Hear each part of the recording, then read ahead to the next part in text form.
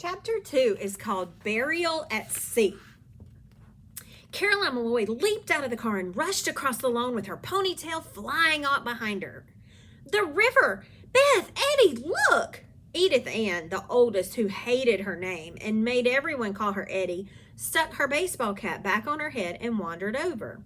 Beth, who had had her nose in a book, The Living Tentacles of Planet Z, ever since the family left Ohio that morning, came slowly across the yard, turning a page as she walked, and probably would have stepped right off the edge of the bank if Caroline hadn't caught her. "Look," Caroline said again. They were lined up like stair steps. Eddie, 11, was tallest by far and always wore her cap, even to the dinner table. Beth, 10, was fair-haired and pale-skinned and tended to list to one side in a strong wind.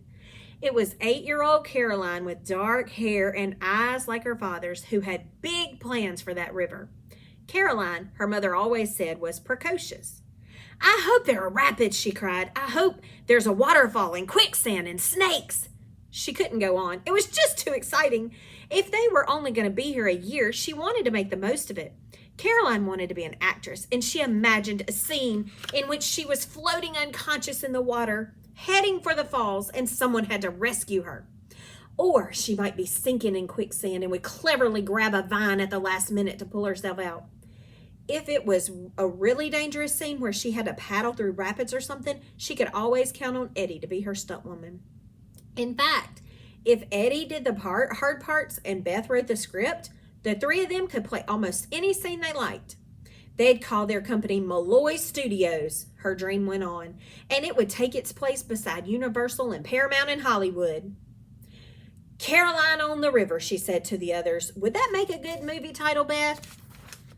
"The River on Caroline, maybe," Eddie told her. Movie titles have to be mysterious, like Faces in the Water or Curses in the Current or something like that. "Girls," their father yelled, "we need your help unloading before the van gets here. I've got to move the car." Caroline took one last look over her shoulder as she followed her sisters back up. Picking up her own suitcase, she went upstairs where Eddie and Beth were choosing bedrooms. She didn't much care which room she had because as far as she was concerned, there was only one place she belonged, and that was on stage. Somewhere in her life, there was a stage, a camera, lights, and a script just for her. "You can have this room, Caroline," Eddie said, showing her the one next to the bathroom. Caroline dropped the things on the floor and went right to the window to study the river once again. Eddie leaned over her shoulder. "Hey," Eddie said, "look over there." "Where?" "On top of that house across the river. Do you see something moving?" Caroline rested her chin on her hands and squinted. She did see something, but she wasn't sure what. "I'll get Dad's binoculars," she said, running downstairs. "Take something with you as you go," said her father. When she returned, Beth was there. "What are you looking at?" "We're not sure." Look at them over there. They even have field glasses." Beth squeezed between Caroline and Eddie.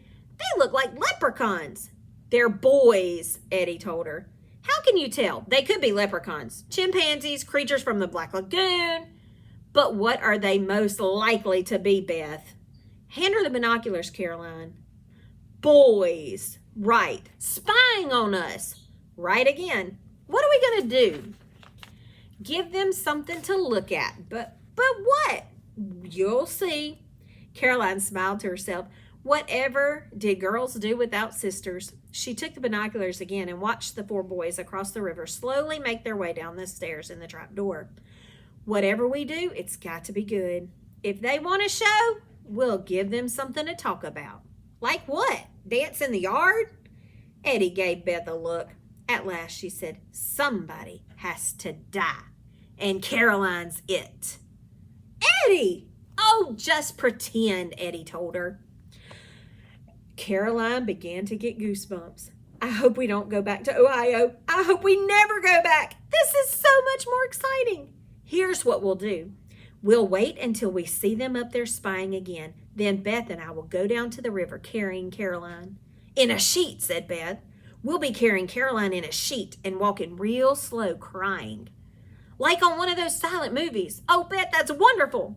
"When we get to the river, we'll lay her down and we'll cry some more." "We'll have to pray over her," Beth said. "We've got to take our time." Okay, but when it's over, we'll tip the sheet and slide you off into the river, Caroline.